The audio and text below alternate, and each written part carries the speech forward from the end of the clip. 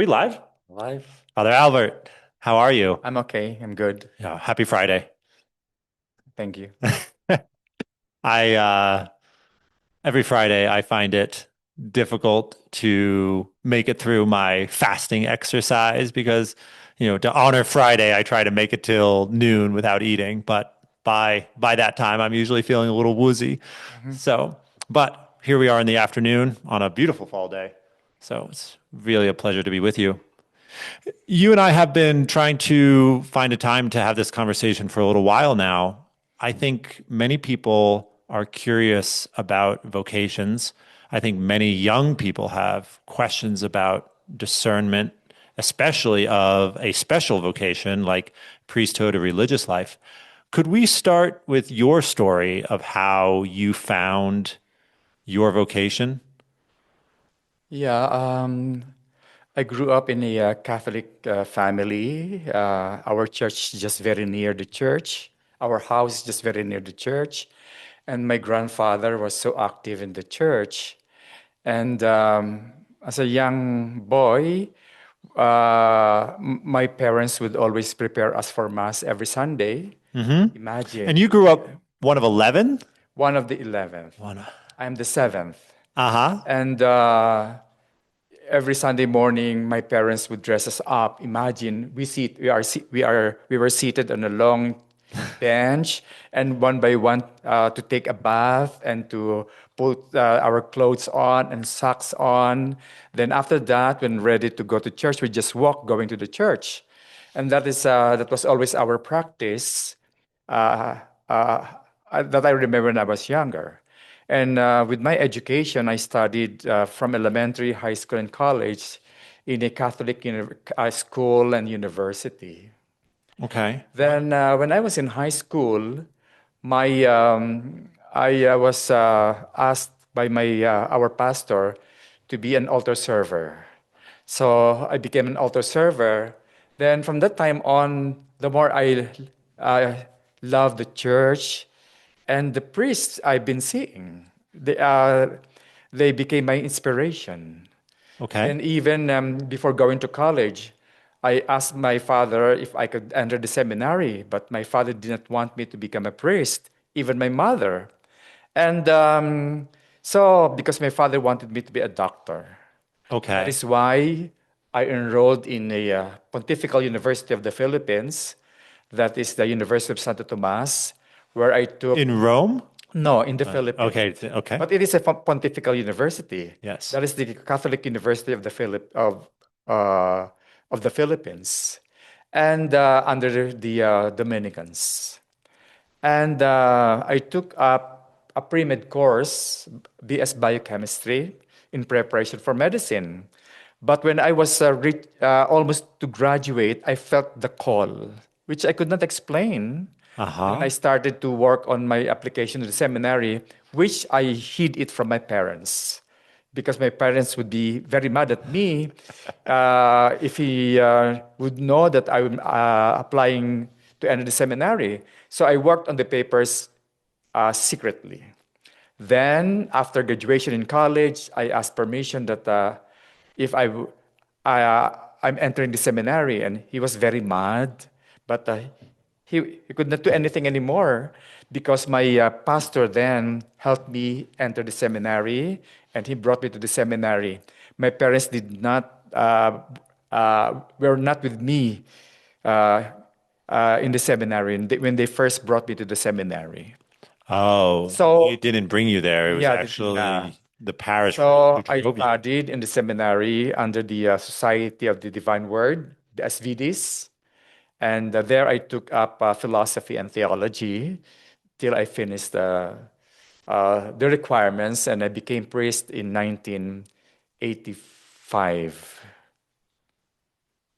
Wow. So the same parents who had you lined up 11 kids ready to go to church, they were really hesitant about the idea of Yes, you going into that vocation. yes, Do you have any other do you have any siblings who are in the religious life? no. Can, can you say more about why they were hesitant beyond they just thought you were super smart. They wanted you to be the doctor in the family. Yes. Um, I really don't know the reason. Uh-huh. Though though his father, my grandfather, was very religious, Mm-hmm. and maybe he had a plan for me to have a family of my own. He was Ah. thinking about that, about maybe he had this fear of me living alone, being single throughout my life. That is what I think of why he did not want me to become a priest. And he really was dreaming to have a doctor in the family. And Ah. all the members of the family, I think they thought that I'd be the very the very person who can be a doctor in the family. That Ah. is why they were so hesitant. They were so mad at me. Mm. Why did you still take chemistry, and then you will enter the seminary and so on and so forth? What's the use of all these classes? Classes and chemistry and so on and so forth. And the expense, of course. Yes, of course. Yeah. Yes. Yes. There's someone once articulated the divine wastefulness, as in sometimes what the Lord's will for us is will not always align with what's the most practical thing. And we have to be sensitive to that. Yes, before really entering the seminary, I made I reflected so much with with the with my calling and what my parents are telling me. Uh, I just thought of myself anyway. If the life of a priest is lonely, anyway, life is short. That's what my last thought before I entered the seminary. In case my life as a priest is sad, is lonely, anyway, life is short. And now I'm almost retiring. That is very true.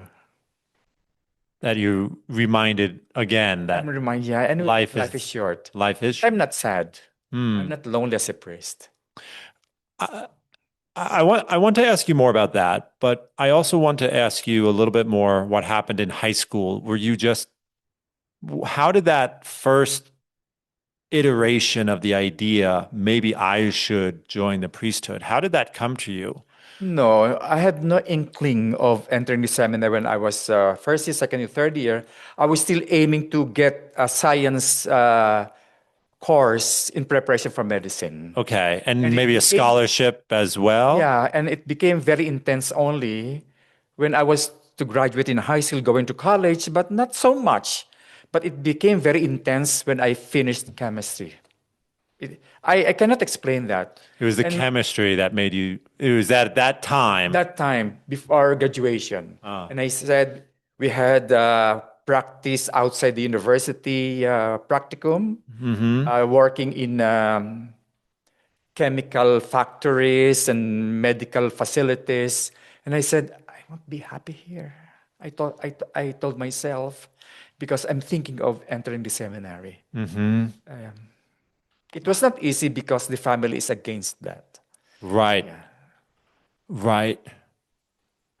It seems to me that in some ways your parents admired your intelligence, your focus, these gifts that would have served you well in medicine, Maybe. and they saw you going in a different direction, and maybe they were Yes. a little heartbroken because of these dreams that they may have harbored for some time. Actually, there were, my father would introduce me to some girls. Oh, really? Yeah. Yeah, because in college, sometimes I would be bringing some friends Hmm. in to our homes, to Mm. our home, because the university is just only about 45 minutes from the university to our house. I would bring some friends, and my father would say, "I like that, I like that," and also some friends in the community would think me marrying that girl, and so on and so forth. Right. Yeah, he really wanted me to marry. Ah, okay. Yeah. So you have 100 nieces and nephews. Yes. So you've clearly you've been around all of them. You've seen what that family life could have been. Do you ever have moments where you think, oh goodness, my life could have been so different with children of my own? Yes. Okay. I suppose, how could any sane person not think about the other possibilities, the other paths we could have walked down, right? I mean, we all we all have choices, and those choices push us down a specific path. But I think you'd have to be very, very strange not to think about those other possibilities, the other could have beens. Yes, that is the mystery of vocation Mm-hmm. that you cannot explain. People would not understand, Mm. especially when I was a young priest. People would say, "Oh, why did you become priest? You're so and so." Telling me my physical thing and so forth. They will tell me, Oh, Albert, you "Yeah, got yeah, great hair. yeah, so and so forth." Why? What did you enter the seminary? Hmm. They will. There'll be comments like that when I was young. No, no more. No. No one's saying Father Water Waste anymore. Yeah, You're what a saying waste. Father What a Water waste. Waste. Yes. Yeah. I heard a lot of things like that Okay. when I was a young priest. When you were a young priest, Father Water Waste. Yeah. Yeah. You say the mystery of vocation. I know that for this has mostly passed from my own life, but at a certain point, both myself and my peers who were genuinely trying to discern God's will, we'd want to know, like, what is a vocation? Like, how do I know? How can I tell if there's a specific call there? And there was, frankly, I think, some degree of anxiety and distress among particularly the more conscientious members of my high school and college classes. How do you counsel younger people who are trying to, it seems to me, have some sort of certainty about if there's a call in their life or not? I think first they have to pray. And if you pray, when you pray, God will give you signs or Signs. feelings, which you can.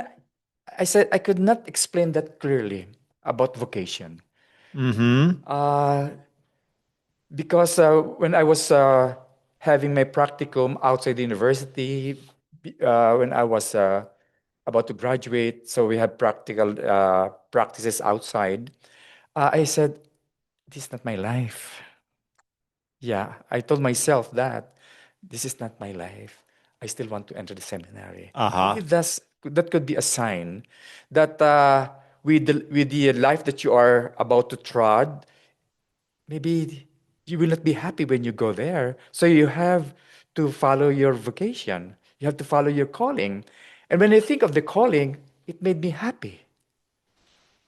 Yeah, not chemistry anymore, but the vocation to the priesthood that made me happy. That is why I told myself, I think this is the way my life now to enter the seminary. There is a what do you call that? A change of direction in in my life. Imagine as a chemist and be a doctor, the same doctor after that. When I think of that, to be a chemist or to be a doctor, I said I won't be happy. So I turned my direction to the priesthood. And whenever I think of that, it made me happy. Mm-hmm. It made me happy. That's the sign that I experienced when I was about really to decide to enter or not Uh-huh. the seminary. That was the profound question. That it wasn't some theological No, argument or no, philosophical no imagining. miracles, Right. extraordinary miracles. No, No, that's there's, always the experience of many priests, uh-huh. but not all. Many priests, you cannot explain it. You just feel it, you just know it when you discern this is my life. And I could not explain my father about that. And my father was so strict. He was so strict. Just a typical old father in the Philippines. In the He fulfilled all the stereotypes. Yeah, what he wants should be followed. Uh-huh. And that's a So strong. I was quiet. And one sign that I did when in my room I put pictures of saints. Ah, I made a strategy for because I was for after graduation on April.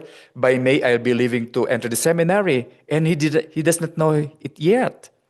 So I want to give signs that my life will be different. So I placed pictures, all this says inside my room. Then, of course, when I'm in the university, he would see it, he would notice that. So I made those movement. Another thing, I went to his close friends in the community, and I would tell them, please explain to my father that I will enter the seminary, because I cannot tell him that directly to him because he was so mad at me. ay, ay, ay. Whenever I'm not home, they will scold my brothers and sisters and would tell them, your brother, I want him to be a doctor. Now he's planning to enter seminary. So my sisters and brothers will tell me, do not enter seminary. Your father is very mad at you. But he could not scold me when he sees me. When I get home after school, he would not scold me at all.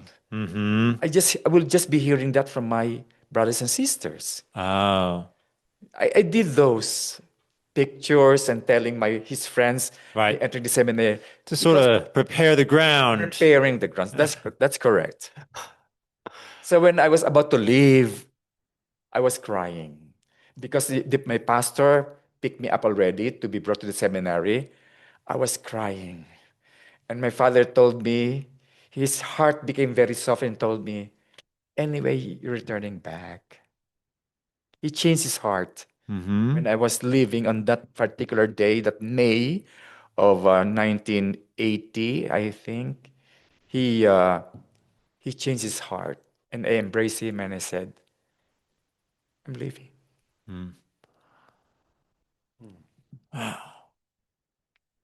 It reminds me of a scene in Death Comes for the Archbishop. Have you ever read it? No. Willa Cather. Excellent, excellent story.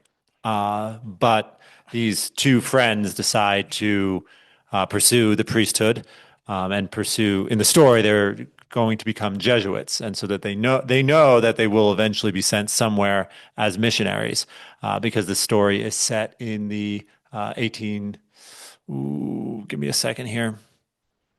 I want to say the story is set in the mid 1800s. But one of the priests has, it seems to me, a moment of real struggle that was similar because he knows how hard on his family it will be for him to leave. And he loves his family and he wants to take care of his family and he wants to protect the sensibilities of his family. But he also has this deep down, his heart is in love with his vocation and he wants to pursue it. And so there's this very both heartbreaking but hopeful scene in which he has to come to that final determination. And what you're telling me reminds me of that quite strongly. Yeah. You're so you had to be a bit of a rebel. You had to forge your own path. I told myself that I became very obedient to my father because my father had a very strong personality. Uh-huh. And I told myself, I've been obedient for, for the rest of my life. Now I have to obey God. Uh-huh. Right. There's a right. Yeah, the first time I disobeyed him, and I Mm-hmm. said, I'd rather obey God than my father this time. Mm-hmm. Wow. So in Filipino culture, is the wishes of the parents, generally speaking, held to be more important than in American culture? Yes. Okay. Yeah. Not unlike before, but now it's not that anymore. The Oh, culture changed already in the in the Philippines. Philippines. Okay, so a generation During our ago. time, a generation, yeah. Okay. Unlike during my time, the father has the first and the last say. Do you think that gives, do you think that style of family life. Does that give comfort to some people because they can actually defer decisions to someone else? If you're obedient, you will follow. And Hmm. you will always know that the wishes of the parents would always be the best for you. Or you can, at the very least, you can tell yourself that. Yes. Yeah. Yeah. Because my father was very strict. Uh-huh. But he was, Even by Filipino standards, he yes. was strict. Yeah. Okay. For us, say, for example, when we have our television with the power lock, you can have television only on Friday and Saturday. On Uh-huh. Sunday and the rest of the week, he would lock the television. Why? You have to study. Mm-hmm. And he's very strict with time. That's why I'm strict with time. You uh regret, yes. We we started late because I was outside Know that. I'm just thinking Father Albert was on his way. You were inside thinking I was on my way. yeah. I Oh. learned my basic discipline from my father. Hmm. So he's a big personality on my part, instrument in my life, Hmm. even when entering the seminary. So it was very difficult for me to Hmm. disobey my father, who is Yeah. my head figure in my life. Yes. Yes. Well, in certain ways, in a certain way, it was probably a benefit that your pursuit of your vocation began with a challenge to it, Yeah. right? It probably gave you a certain steel to your own resolve, Yes. right? To be, I don't want to exaggerate what I'm about to say, so I'll try to be conservative. But there was a way in which, since I was growing up, my parents always took me to church. Um, we were at daily mass. We served mass all the time, and so forth. So we were like good Catholic kids, right? And I remember so many people saying, "Oh, Jonathan, oh, you're going to be a priest. You're going to be a father. Oh, it's going to be Father Jonathan," right? There was a way in which this is not the primary reason. It's not, but there was a way in which a second or tertiary reason for the path I followed was I felt that it would be just a little too easy to just go and do the thing that everyone said I should do. Your situation seems very different in that you had to show resolve to pursue the thing that your heart was really called to. And I worked hard for that. Uh-huh. I sacrificed uh, my family for Mm. that. But when I think of saying I have to obey God than my father, Uh-huh. it finished everything. Okay. That was the one central Correct. true thing. Yes. Yeah. So then you were ordained, you said in 1985? Yes. Okay. And so then when did you come to the United States? Uh, my when my parents died, Uh-huh. my father passed away 2000, my mother 2006. I was so sad. So somebody invited me to go to Louisiana. So I was there for 4 years as a pastor also in Louisiana. In I Louisiana. went there for a change. I went there because before for a change, and also I was sad because of The passing of your the passing family. of my mother and my father. Mm. And also, by that time, I was assigned in a parish at the outskirts of Manila, wherein we built a church. I was there for 14 years. Okay. So I was quite tired. Imagine to build a church with the Build a church. rectory Yep. and so on to form a community. I was able to do it. We were able to do it, not me alone. And I said, I need to rest. Okay. So I was there for 4 years, then I returned back. Then after that, I'm here again. Uh-huh. We're a little different than the Bayou of Louisiana. Yes. How did you like that Cajun food? I love Cajun food. I Ooh. miss Cajun food. All right.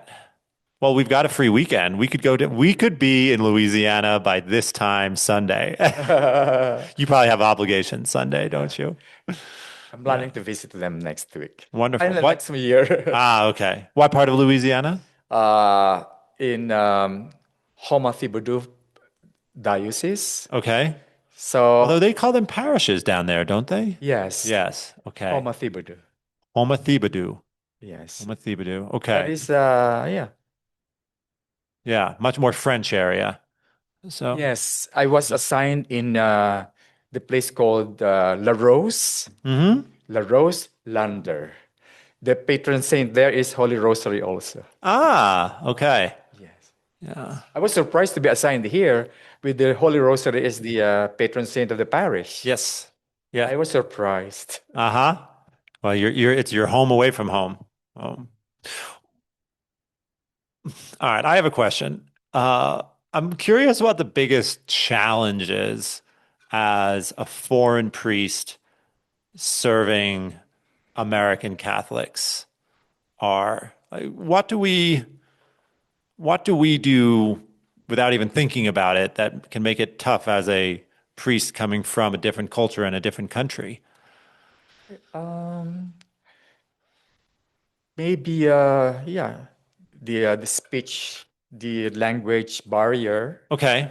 but How was your English when you got to Louisiana at first? same as this one. Oh, okay. Yes, I have no problem with that. I do not know if they have problem with me. Oh.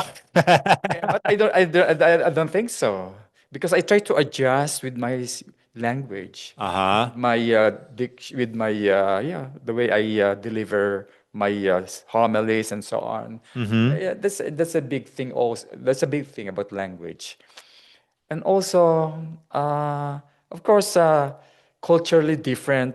Of course, I have to adjust with the Mm. culture and tradition. When I said, I always ask the people around me, especially Rene, is it okay here to do this, to say this? I consult with Rene because, yeah, a different culture. Right. Right. There are Even little things, things about when you can call someone on the phone, right? Like, yeah, it's really difficult. yeah. Can we call before 9? Do we have to wait until 9? What about 9 at night? Can you call someone before 9 at night? I mean, there are those little rules that. Yeah, those differences. But I was able to adjust, and I told myself I have to adjust. I am in the foreign land. Mm-hmm. They don't have to adjust to me. But of course, maybe you are adjusted to me. But of course, first and foremost, I told myself it's me who will adjust to the people. Ah, okay. That makes sense. I was talking with someone who they live they're foreign. They live outside the United States, and we were just talking about some of the cultural differences between us, and I burst out at one point. And also Americans, we are just kind of loud. And she started laughing. She's like, "Oh, thank you for saying that because it's so true. Yeah. Americans just have, generally speaking, we've got our volume is just turned up fairly high. So, after I was in college, I spent a year in Central America, Mhm. in Belize, teaching, and I was 23 years old, and I still think back to how good a formative experience that was, because I learned how people have a different mindset when they grow up in a different culture, or how certain norms that we just take for granted are not taken for granted elsewhere. Mhm. And Yeah. if I were to put a bit of a pious spin on it, but I think it's a genuine thought, there was a moment in which I realized that being a good person, a good Christian, and a good Catholic really could and does look very different than the good Catholics I had known growing up, right? And that God's grace reaches people through more. God's grace is not held back by the particular environment in which you happen to be grown up. It really is a universal church and a universal opportunity for grace. And also, because of my experiences as a chaplain Mm. for pilgrimages, Hmm. I've been doing that for 30 years. Okay. So To I study other the cultures already around the world, okay. especially in Europe. before I came here to America, that was uh, 1999, the first time I came here. I was able to travel to other countries already as a Hmm. chaplain. Okay. So I became familiar with other cultures, especially in Europe. Right. Let's take a quick break and fix this, Mike. Are often shocked to learn that I go to him for confession. Oh, Have your siblings no, come to you for confession? no. No. Now it makes me, I'm going to have to ask my siblings if any of them have gone to him for confession. I Oh, didn't think much of it. uh-huh. Are we back on? I turn it back Oh, on. we're back on. Okay. Yeah. I didn't think much of it. I said, Matt, I need to go to confession. And I think honestly, he was probably traveling like to come visit us. So we probably just sat in his car and did confession in his car. And then he gave me absolution. And I probably need to do more penance for the sins I confess. Mhm. Uh, but to me, I remember it wasn't a big deal in my own mind. And then when I mentioned it to a couple of friends, they were very taken aback. They're like, "How could you tell your sibling your sins?" I said, honestly, it's all this. He already knows the sins that I need to confess. He's had to put up with them for 25 years. Yeah. Yeah. Maybe So, at the same time anticipating yeah, that exactly. you'll be confessing those sins. Well, he might be someone who could say, "Hey, Jonathan, I think you missed a spot."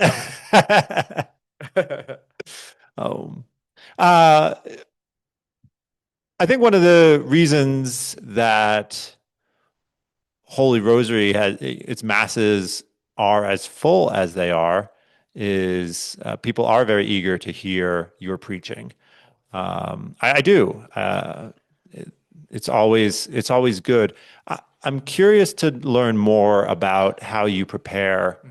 for the homilies Yeah. each week. Usually,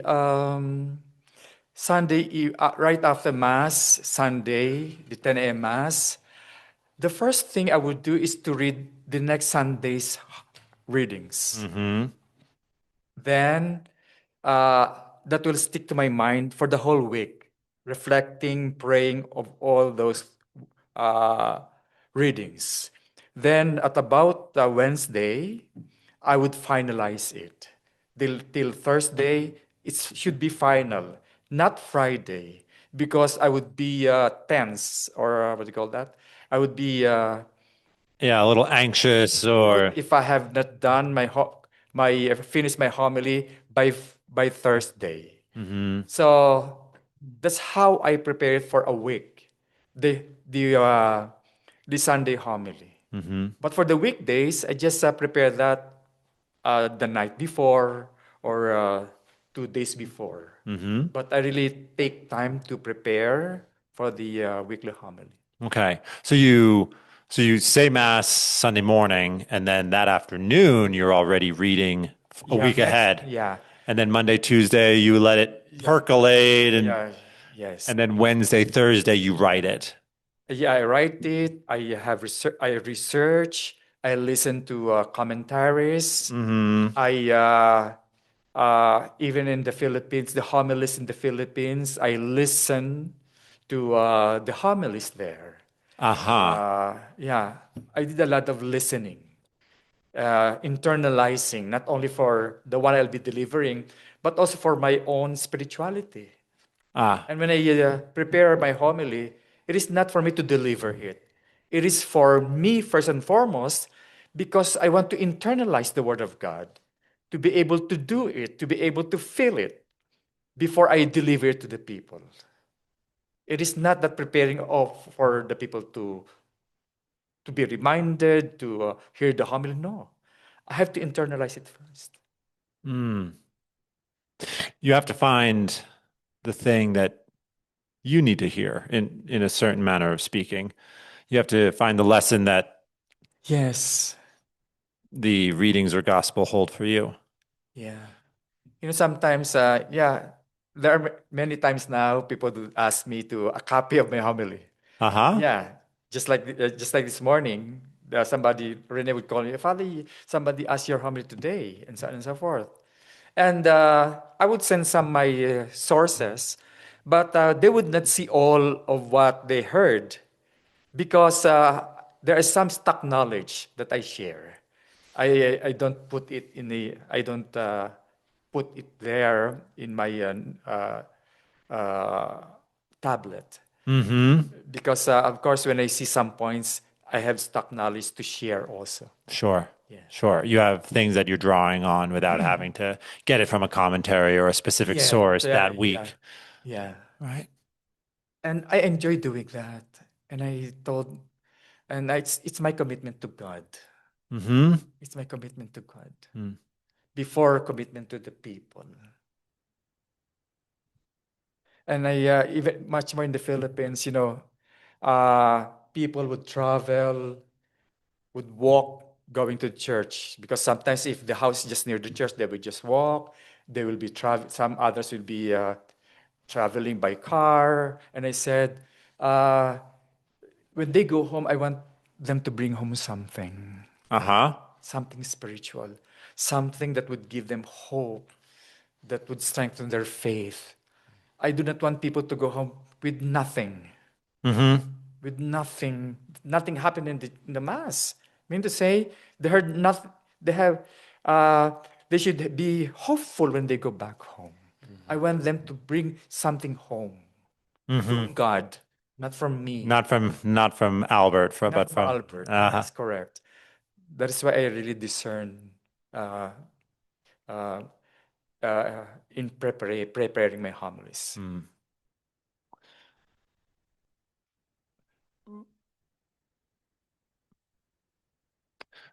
So many people go through their week feeling pulled in a thousand directions, feeling as if they are just barely keeping their chin above water. Mhm. Um, and so I can imagine that you might be trying to make one might think, oh, homilies should be comforting to people. Yes, On the other hand, much of our distress, anxiety, and pain is caused by our sinfulness, right? And we yeah, need to correct. Yeah. and we need to correct our sinfulness. C.S. Lewis has this great image that if we were if we were a painting and God is the artist, God is going to work on us until we're perfect. But that means he's going to be constantly scraping away a little paint, repainting this, working on that section. In a certain way, God won't leave us alone, right? Because he's determined to realize our holiness and our happiness rather than leave us to our sinfulness. So it seems to me that there's always a need for people to hear words of comfort. It seems to me that there's always a need for people to be challenged, to be woken up out of their bad habits. How, if someone were to say to you, Father Albert, what is the central message of your preaching? What is the central message of how you share the gospel? How would you articulate that? Um, I want people to return back to God, To return. to return back to God, to be close to God, and through their faith. And that faith should lead them to serve people, the people of God. It's not only your thinking of your personal salvation, personal worth. You also think of other people because we are the church. That is why spirituality should be personal but not private. Yes. I've heard you say that before. I don't think I quite understand what you mean. Because it could happen that I go to church but I don't mind other people. I don't mind helping people. What is important? I'm close to God, and I do not. I don't care about people around me. Ah, I okay. don't care about yeah. I don't even greet them as long as I'm very close to God. That kind of spirituality. Uh, that's what I'm referring to. Ah, I'm very close to God. I'm spiritual. I'm holy. I'm You very pious. very pious, but you have no concern with other people, especially people around you. But you are that's but you have a personal relationship with God. But you make it private. Ah, do you, but would at that point, would it even be a real relationship, or would it be a sort of relationship with who you imagine God to be? Yes, because you don't follow the words of Christ. You make a relationship according to your will, to Hmm. your thinking, but that's not according to the word of God. Ah, and when you say according to the word of God, are you referring to the fact that, yes, Christ went up to the mountain to pray by himself, Yes. but the rest of his day was more or less dedicated to taking care of people? Yes. Just like one time I gave a homily about what is a day in the life of Christ. Day in the life of Christ, it's preaching and healing Hmm. every day. Hmm. And sometimes he would go up to pray. But the day in the life of Christ is being with the people, mingling with the people. Hmm. That is why we have to check our spirituality. We have to check it. Yeah. We have to ask ourselves what Yeah. question. And the words of God uh, should be our eye opener. We Hmm. hear the word of God during Mass and we our own our readings. That should open us up to that kind of spirituality. Hmm. But it all starts in personal relationship with God. But it starts there and should not end there. Ah, because if it ends there, it may not actually be the thing you think it is. Yeah. Yeah, it may be, but it has to start with a, you say personal relationship. I mean, you're thinking you have to have an experience of the friendship of God. Yes. Just like with my experience, every day I declare to myself in during Mass Mm. that Jesus is my Lord and my Savior Hmm. and my divine healer, right? You always hear that. And that is my personal life with Him. He is my Lord, my divine healer.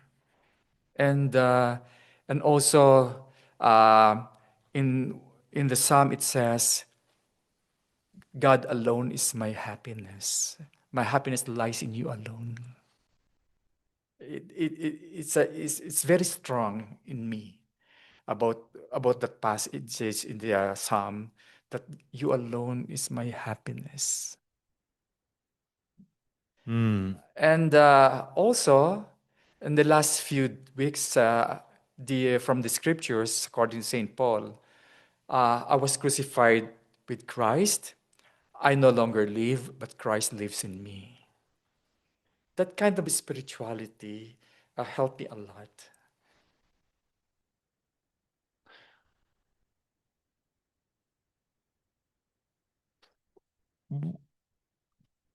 Those words are easy to hear. Yeah. They're not as easy to understand.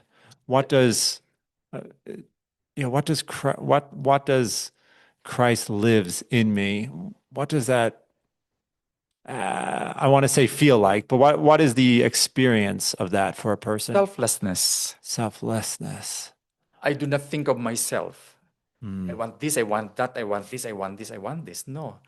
I, I, uh, I'm here as a priest. I have to Hmm. serve the people of God. Hmm. I am the instrument of God to preach the good news to people, Hmm. to initiate healing from God. So actually we're doing God's work, Jesus' work entrusted to us. So I'm not here to enjoy the place, though it's enjoyable. But of course, first and foremost, I'm here as a priest. Ah. I don't think much of myself. But of course, I take care of myself. But first and foremost, as a priest, I'm here as a priest. Mm. I'm reminded of this idea that sometimes we take better care of our dog than we take care of ourselves because we're so aware of our dog's needs and we're so aware of the difference between a dog when it's thriving Yes. versus a dog when it's not being taken care of. So, in a weird way, I think Jordan Peterson actually makes this point is that in a weird way, if we weren't so wrapped up in ourselves that if we just took care of ourselves the way we would take care of a friend or heck, a dog, we would actually take better care of ourselves if we were less wrapped up in our own neuroses and anxieties and grudges and concerns. In a weird way, if we were able to separate ourselves from, if it was Christ who lived in me, our self care would actually probably be the best it's ever been. Yes, I do not want to have a divided heart. A divided heart. I want to give my whole heart to God.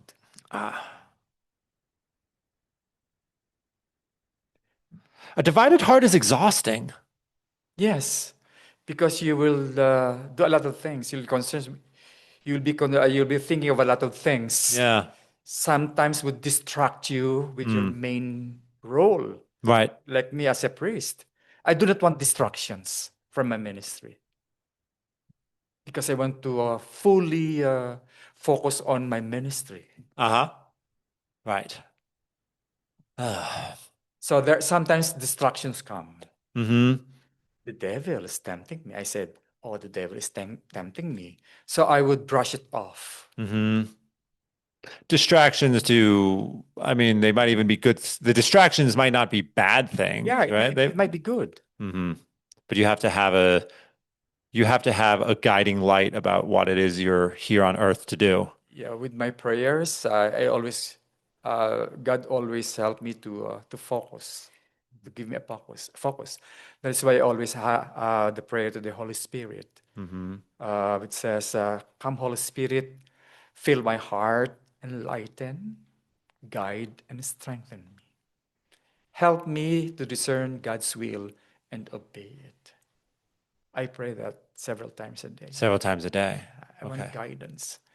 I want to have the grace that I need in serving the people of Lander. I Mm-hmm. always pray that.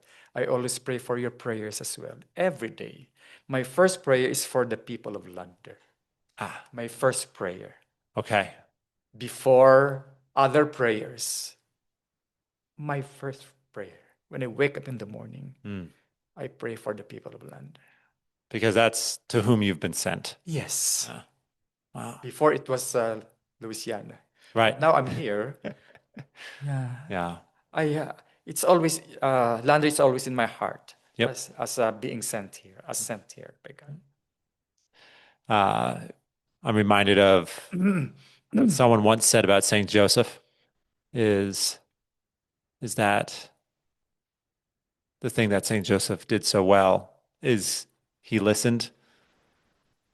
He was docile to the will of God, but that docility, that ability to respond began with a state of soul in which he was very content Yeah. not to be thought of very much of. He was very content not to be very worried about his own concerns. Like he was content. Yeah, that's correct. And that made him available to do the will of God, which sometimes involved getting up in the middle of the night Yes. and booking tickets to Egypt. That's the term is availability. Availability. Yep.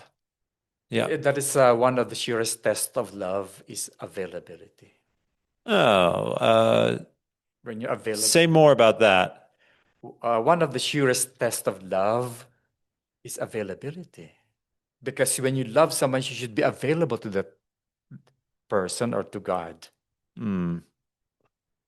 And that could be even for our spouse or our children Yeah, or our correct, friends. It's yeah. like, yeah, I'll come help you, or I'll. You should be available to you, to the one you love. Mm-hmm. So I love God, I should be available to God with undivided heart. That's why I have no family, Right. no distractions. Because, yeah, So that's why, Kids are a lot of work. yes, a Yeah. lot of concerns Yeah. with your partner and so on, with your in-laws and so on. It occurs to me that everyone is available to the thing they love. In fact, if one finds out what you're available to, it'll say a lot about it will say a lot about what you love, right? Some people are always available for their vices, right? Yes, they They'll have all time. they always have time to go drink. They always have time to go party. They always have time to go play, right? Yes. Then some they would say they love God, but they don't pray, they don't go to mass. Yeah. But yeah, Availability. availability, the availability test, it says, right.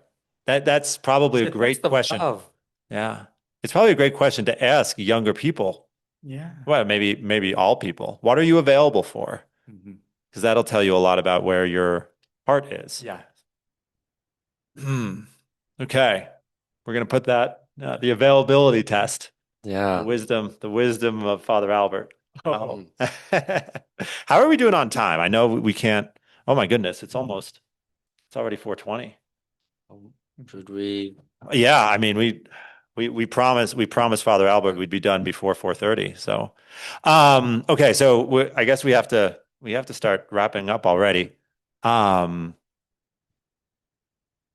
Thank you so much. A couple things. One, are there, as you consider the season of the year, the fall, Advent is actually within sight.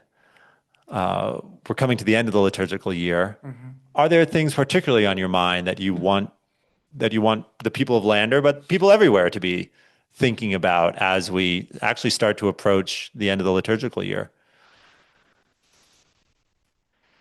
Um, I think because of the so many things around us and good or bad distractions, we have to focus more on God. Hmm. Yeah, because I'll tell you a story about friends after Mass. And then after Mass, somebody asked, "What is your take home?" That one said, "Oh, I love the church. It's beautiful. I love the music. I love the rite inside the church. I love the reading of the lectors and commentators and so on." And that person who asked, and he was asked after those sharing, "What is your take home?" Jesus Christ. Hmm. Because he then made the comment, when you're sick, who will heal you?